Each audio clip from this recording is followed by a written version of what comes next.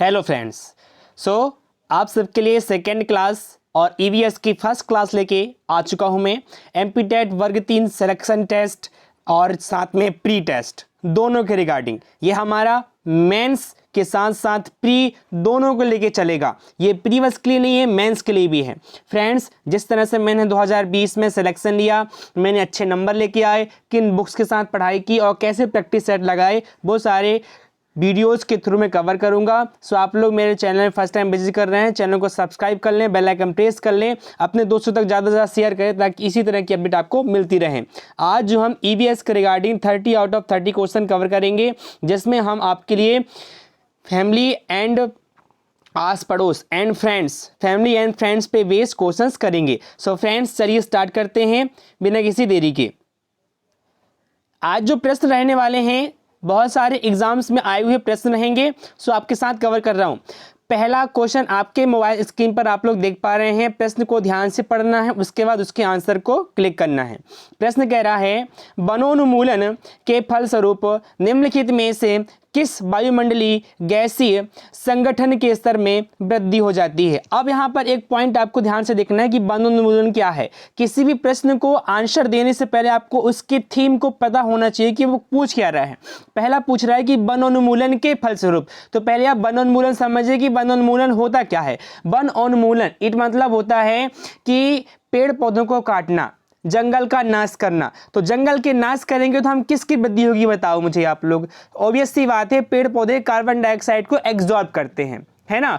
तो यदि पेड़ पौधे ही नहीं रहेंगे तो कार्बन डाइऑक्साइड जाएगा कहाँ, खुले में रहेगा ना। तो कार्बन डाइऑक्साइड की मात्रा क्या होगी, लगातार बढ़ेगी, है ना। इसलिए किसकी मात्रा में बढ़ोतरी होगी, कार्बन डाइऑक्साइड की मात्रा में बढ़ोतरी होगी बिना किसी देरी के। अब यहाँ पर कुछ ऑप्शन और हैं, देखेंगे मेरे साथ आप लोग। ये वाला ऑप्शन देखिए, ओजोन। ओजोन क्या है, ओजोन एक गैसीय परत है, एक गैसीय परत है ओजोन परत, जो कि आपके समताप मंडल में देखने को मिलता है, ठीक है ना। जो कि क्या करता है, सूर्य से आने वाली परावैंगनी किरणों को हमारी पृथ्वी पर आने से रोकता है। अल्ट्रावायलेट रेज, परावैंगनी किरणें, क्या साथियों, परावैंगनी किरणों को हमारी पृथ्वी पर आने से रोकता है कौन, ओजोन गैस। ओजोन गैस का फॉर्मूला आपको पता होना चाहिए, O3। क्या है, O3 है, क्या है, O3। क्लियर है। और इसके साथ साथ ओजोन गैस में क्या हो रहा है, क्षरण हो रहा है, जिसके कारण से क्या हो रहा है कि बहुत सारे जो हमारे भवन हैं, है ना, और साथ साथ में अल्ट्रावायलेट रेज के कारण क्या हो रहा है कि कैंसर जैसी, त्वचा कैंसर जैसी, स्किन कैंसर जैसी समस्याएं देखने को मिल रही हैं। क्लियर। इसके बाद एक और पॉइंट है, आप लोग देख पा रहे हैं यहाँ पे, जलवाष्प। जलवाष्प भी क्या है, एक पॉल्यूशन होता है, पर बहुत कम मात्रा में जलवाष्प से पॉल्यूशन होता है। ऑक्सीजन, आप सबको पता है ऑक्सीजन हमारी जीवनदायिनी गैस है, ठीक है ना। तो ये पहला क्वेश्चन हो गया। इस तरह से हम क्वेश्चंस को तैयार करते हैं, ठीक है ना। चलिए आगे चलते हैं। क्वेश्चन नंबर 2 लूंगा आपके साथ में, आप लोग देख पा रहे हैं। क्वेश्चन नंबर 2 आप लोग देख पा रहे हैं यहाँ पर मोबाइल स्क्रीन पर। क्या कह रहा है क्वेश्चन नंबर 2, निम्नलिखित में से कौन से पक्षी के नर व मादा दिखने में समान होते हैं। बहुत प्यारा प्रश्न है। ऐसा कौन सा पक्षी है जिसके नर और मादा देखने में समान होते हैं, बताइए। बुलबुल। क्या, बुलबुल, बिल्कुल सही है। बुलबुल, बुलबुल का नर और मादा दोनों दिखने में समान होते हैं, ठीक है।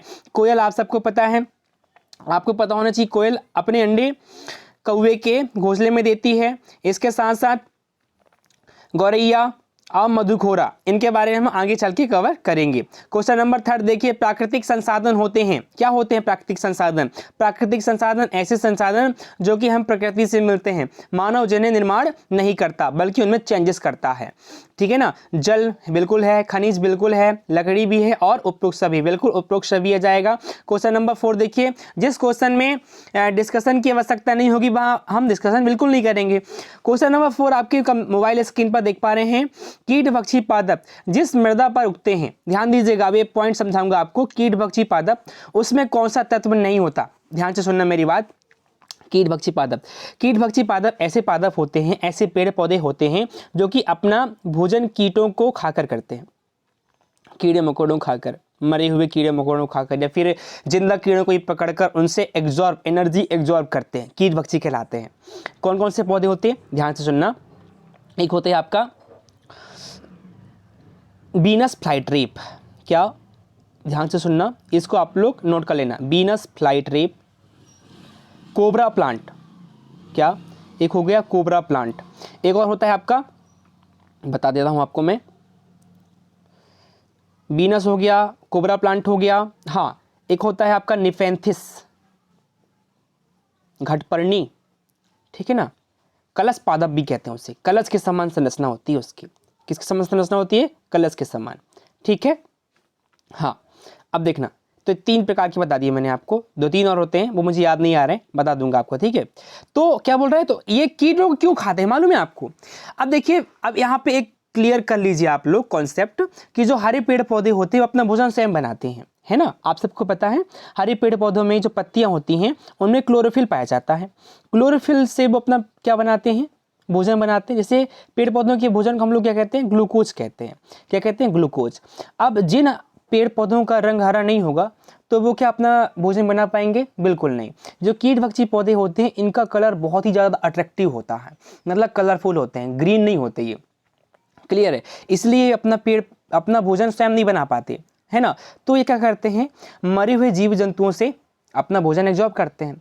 और इनके साथ साथ इनमें एक तत्व की कमी होती है, वो याद रखना आप लोग, जो प्रश्न पूछ रहा है वो प्रश्न होगा, यहाँ पर ध्यान दीजिएगा, यहाँ पर आप देख पा रहे हैं, ये देखिए, नाइट्रोजन, कार्बन, सल्फर, पोटेशियम। तो याद रखना नाइट्रोजन, क्या साथियों, नाइट्रोजन, नाइट्रोजन की कमी होती है उनके अंदर, नाइट्रोजन की कमी होती है, इसलिए वो क्या होते हैं, कीड़ों मकोड़ों को खाकर नाइट्रोजन की प्राप्ति करते हैं। क्वेश्चन नंबर 5 लूंगा आपके सामने में, इस तरह से हम क्लियर करते जाएंगे। ओके, निम्नलिखित पौधों में से कौन सा वृक्ष का उदाहरण है। अब ये तो प्रश्न आप सबको पता होना चाहिए, नॉर्मल सा प्रश्न है भाई, बरगद ऑब्वियस सी बात है, वृक्ष का उदाहरण होगा। बाकी गुलाब झाड़ी है, मेहंदी झाड़ी है, तुलसी क्या है, पौधा है, ठीक है। आगे चलते, क्वेश्चन नंबर 6, निम्नलिखित में से कौन सा पक्षी स्वयं के नीड़ का निर्माण करता है, स्वयं के घोंसले का निर्माण करता है। अब यहाँ ध्यान दीजिएगा, यहाँ नहीं आएगा, मैंने यहाँ पे पेन से लिख दिया है नहीं, क्योंकि यहाँ कौवा भी करता है, गौरैया भी करता है, बुलबुल भी करता है। मैं भी क्वेश्चन नंबर 2 में आपसे बोला था कि कोयल अपने घोंसले का निर्माण नहीं करता, वो कौवे के घोंसले में अपने अंडे ले जाके छोड़ देता है। आगे चलते हैं, बहुत प्यारा प्रश्न है, कांटे नुमा पत्तियों को दर्शाकर एक शिक्षक किस प्रकार के पौधों के बारे में पढ़ा रहा है। कांटे नुमा पत्ती, बताइए जरा मुझे, कांटे नुमा पत्ती कहाँ मिलेंगे, बताइए। कांटे नुमा पत्ती, और पेड़ पौधे अपने अपने पत्तियों को कांटे क्यों बना लेते हैं, बताइए क्यों। क्योंकि ऐसी जगह पे उगते हैं ऐसे पौधे जहां पर पानी की कमी होती है। अब पानी की कमी कारण क्या होता है, अगर वो पत्तियां बनाएंगे तो पानी का बाष्पोत्सर्जन बहुत तेज गति से होगा, वेपोराइजेशन बहुत तेज गति से होगा, इसलिए अपने पत्तियों को वो लोग कांटे के रूप में बदल लेते हैं। और तो ये कहाँ मिलेंगे, मरुस्थल में, ठीक है, मरुस्थल में। भाई स्थल में तो अपने नॉर्मल मिल जाते हैं पत्ती वाले, जल में भी कमल जैसे फूल खिल जाते हैं, वो बेहतर भी दोनों जगह पर, ठीक। जैसे कि आपका उभयधारी मतलब क्या, जो कि पानी में भी रहते हैं और बाहर भी रहते हैं। ऐसे कौन सा पौधा है, ऐसे कौन से पेड़ हैं, बताइए जरा मुझे। ये सुंदरवन में देखने को मिलते हैं ऐसे पौधे, है ना। अभी इस पर हम चर्चा करेंगे आगे। आगे चलते हैं, निम्नलिखित में से कौन हमारे पर्यावरण की अपघटन के लिए उत्तरदायी नहीं है। पर्यावरण का अपघटन मतलब पर्यावरण के ह्रास के लिए उत्तरदायी नहीं है, बताइए। ठोस अपशिष्ट फेंकना बिल्कुल है, वनोन्मूलन करना बिल्कुल है। देखिए, अपघटन के लिए उत्तरदायी नहीं है मतलब वो पर्यावरण का साथी होगा। वनोरोपण, वन रोपण बिल्कुल सही है, वनों को रोपना मतलब पेड़ पौधे लगाना, ठीक है। आगे चलते, क्वेश्चन नंबर 8, पत्तियों में हरे रंग की उपस्थिति निम्न से किस कारण होती। अभी मैंने बताया आपको, अभी आप बताएंगे क्लोरोफिल के कारण। ग्लूकोज तो उनका भोजन हो गया, नाइट्रोजन की वृद्धि और विकास के लिए आवश्यक होता है। और कीट भक्षी पौधों में क्या देखने को मिलता है, नाइट्रोजन देखने को मिलता है। ऑक्सीजन हम लोग लेते हैं, तो क्लोरोफिल किससे मिलेगा, हरे भाग के पत्तियों में मिलेगा। आगे चलते हैं, प्रतिवर्ती क्रिया में प्रतिवर्ती चाप निम्न द्वारा बनता है, बताइए। प्रतिवर्ती क्रिया में प्रतिवर्ती चाप, अब प्रतिवर्ती क्रिया क्या है, बताइए जरा मुझे, प्रतिवर्ती क्रिया क्या है। भाई आपको पैर में कांटा लगा, कांटा लगने के बाद आपने तुरंत अपने पैर को हटा लिया, ये क्या है, प्रतिवर्ती क्रिया है। तो क्या क्या आएगा, देखिए जरा मेरे साथ, मस्तिष्क, मेरुरज्जु, मांसपेशी, मेरुरज्जु नहीं, संवेदांग, मेरुरज्जु, मांसपेशी बिल्कुल सही है। संवेदांग मतलब संवेदना वाले अंग, फिर उसका कनेक्शन कहाँ से होगा, मेरुरज्जु से, फिर उसका कनेक्शन कहाँ से होगा, मांसपेशी से, बिल्कुल। Question number option number B click कर दीजिए।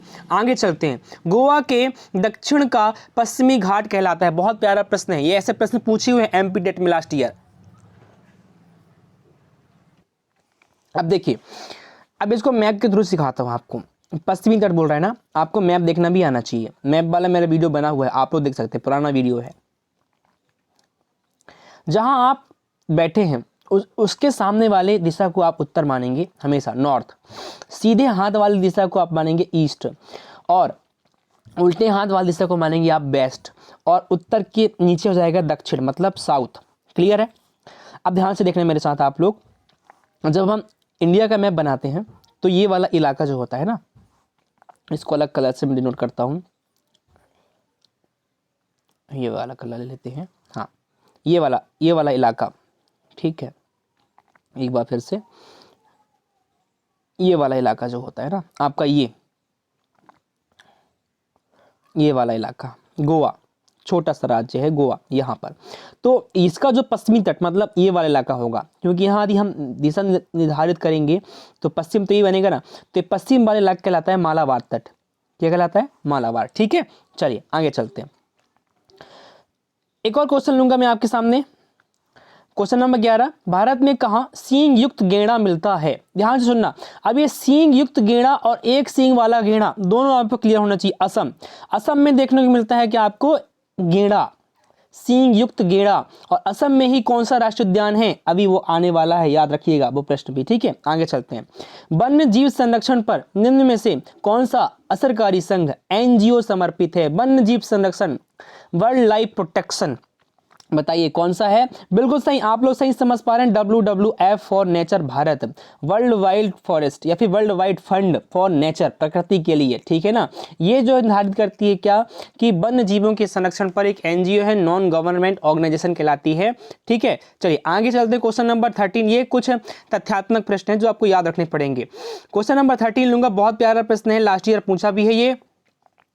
पौधों और जंतु की संकटग्रस्त प्रजातियों को प्रदर्शित करने के लिए IUCN ने निम्न पुस्तक निर्धारित की है। अब ध्यान दीजिएगा, बहुत सारे प्रश्न तैयार हो रहे हैं। पौधे और जंतु की संकटग्रस्त मतलब रेड जोन में जो प्रजाति आ रहे हैं, पौधे के भी और जंतु के भी।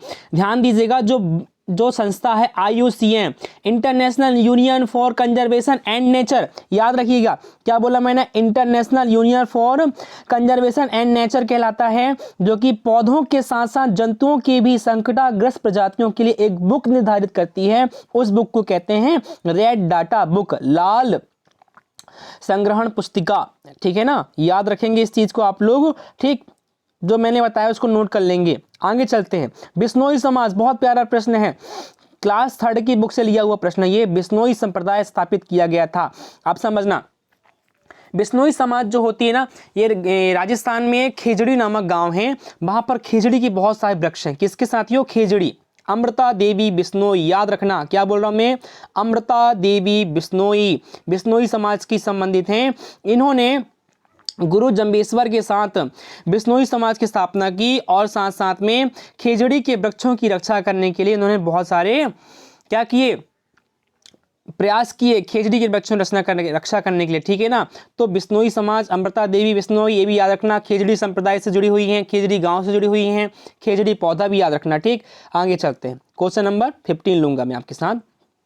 शांत घाटी जिस पार्क का दर्जा प्राप्त है स्थित है? राइट, शांत घाटी, बहुत प्यारा प्रश्न है, केरल। क्या साथियों? Silent valley. अभी हिंदी में दे दिया है, इसको इंग्लिश में कहते हैं साइलेंट वैली, साइलेंट वैली कहते हैं इसे। इसके बारे में और कुछ ज्यादा कथन पढ़ने की जरूरत नहीं है, बस याद रखना केरल। केरल से संबंधित एक चीज और आपको मैं करवा देता हूं मैं, केरल में एक विशेष प्रकार की नाव पाई जाती है, उसे कहते हैं बल्लम। याद रखना फ्रेंड्स, क्या बोला मैंने, बल्लम।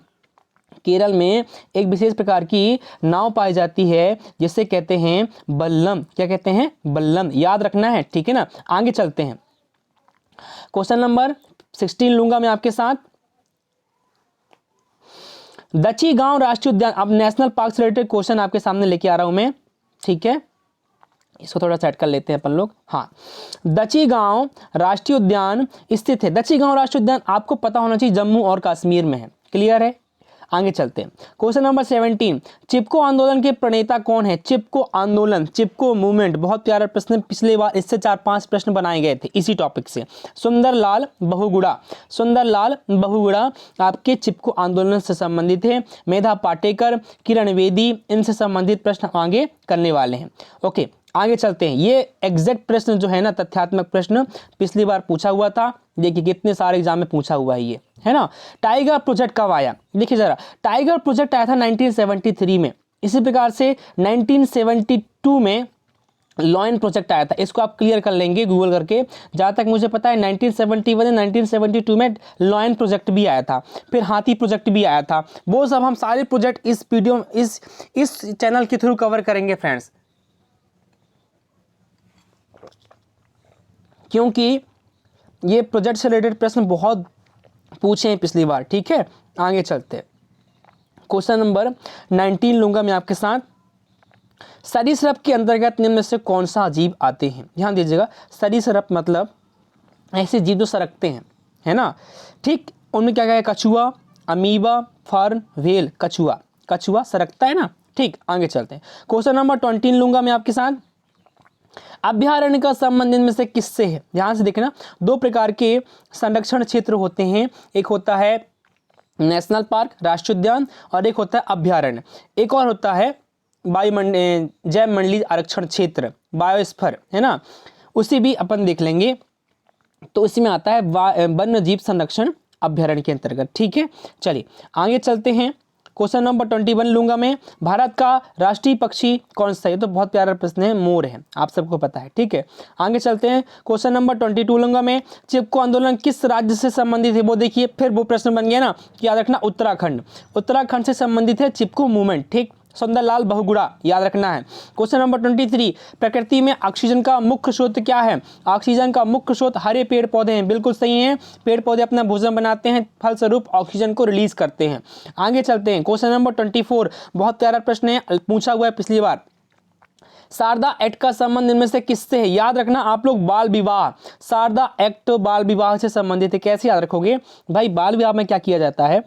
छोटे छोटे बच्चों की शादी कर दी जाती है, तो उसमें लड़की का नाम शारदा है, जो कि बहुत छोटी है ना, बच्ची है, इसलिए वो बाल विवाह से संबंधित है। क्लियर हो गया ना। इसी प्रकार से दहेज प्रथा, बाल श्रम, अनिवार्य शिक्षा, इन पे बेसिक क्वेश्चन हम लोग कवर करेंगे। क्वेश्चन नंबर 25 लूंगा मैं आपके साथ। कटीली झाड़ियां पाई जाती हैं। ये प्रश्न पहले भी क्लियर किया हुआ है, याद रखना, गर्म तथा शुष्क मरुस्थलीय जलवायु में। अब यहाँ पर गर्म तथा आर्द्र मरुस्थलीय जलवायु नहीं बोलेंगे आप लोग, आर्द्र मतलब नमी होता है। शीतल ठंडे बिल्कुल नहीं, ध्रुवीय क्षेत्र कहलाते हैं। इनमें से कोई नहीं। तो आपका प्रश्न का आंसर क्या हो जाएगा? गर्म तथा शुष्क मरुस्थलीय जलवायु। क्लियर है। चलिए आगे चलते हैं। भारतीय संविधान द्वारा उपलब्ध किए गए मूलभूत अधिकारों का मुख्य उद्देश्य क्या है? मूलभूत अधिकार, ठीक है ना, मौलिक अधिकार कितने हैं? 6 हैं। पहले कितने थे? 7। किसको हटाया गया? संपत्ति के अधिकार को हटाया गया।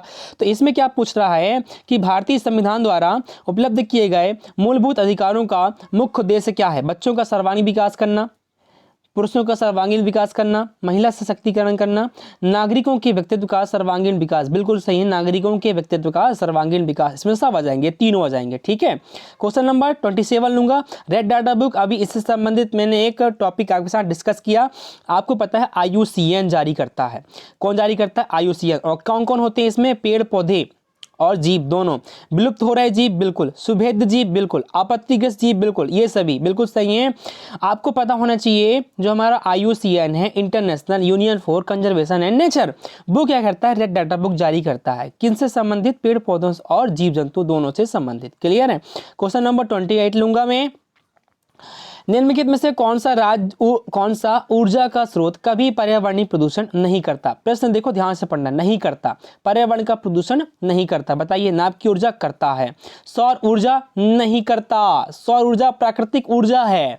कोयला करता है, पेट्रोलियम करता है। ठीक है, चलिए क्वेश्चन नंबर 2 लास्ट। बाढ़ से समुद्रविद्ध पौधे मर जाते हैं क्योंकि? अब बताइए, बाढ़ से समुद्रविद्ध पौधे मर जाते हैं। बहुत प्यारा प्रश्न है। ठीक है, देखिए क्यों मर जाते हैं बताइए जरा। पौधों का कोशिका रस पतला हो जाता है, मूल श्वसन रुक जाता है, पौधों का कोशिका रस सांद्र हो जाता है, पानी की अधिकता से पोषक तत्व पौधे से बाहर आ जाते हैं। समुद्रविद्ध मतलब क्या? कि ऐसे पेड़ पौधे, इसके बारे में और अच्छे से जानकारी अपन बाद में पता करेंगे।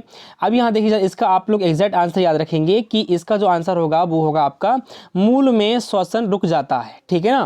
क्वेश्चन नंबर लास्ट लूंगा मैं, 30 क्वेश्चन आपके साथ। क्वेश्चन नंबर 30, काजीरंगा राष्ट्रीय उद्यान प्रसिद्ध है, किस लिए प्रसिद्ध है बताइए जरा मुझे। अब भी बताया था मैंने, एक सींग वाला गैंडा। कहाँ मिलता है? असम में। कहाँ मिलता है देखने को? असम में। ठीक है, तो ये थी आज की most important top 30 question friends EVS के रिगार्डिंग, जो आपके एग्जाम के लिए बहुत इंपॉर्टेंट हैं। मेरे चैनल में फर्स्ट टाइम विजिट कर रहे हैं, चैनल को सब्सक्राइब अवश्य कर लें, वीडियो को लाइक कर दें, बेल आइकन प्रेस कर लें, ताकि एमपी टेट से रिलेटेड सारी तैयारी आपके साथ होती रहे। घर बैठे आपको तैयारी करनी है, कहीं जाने की जरूरत बिल्कुल नहीं है। चलिए मिलता हूँ नेक्स्ट वीडियो में। Thank you so much.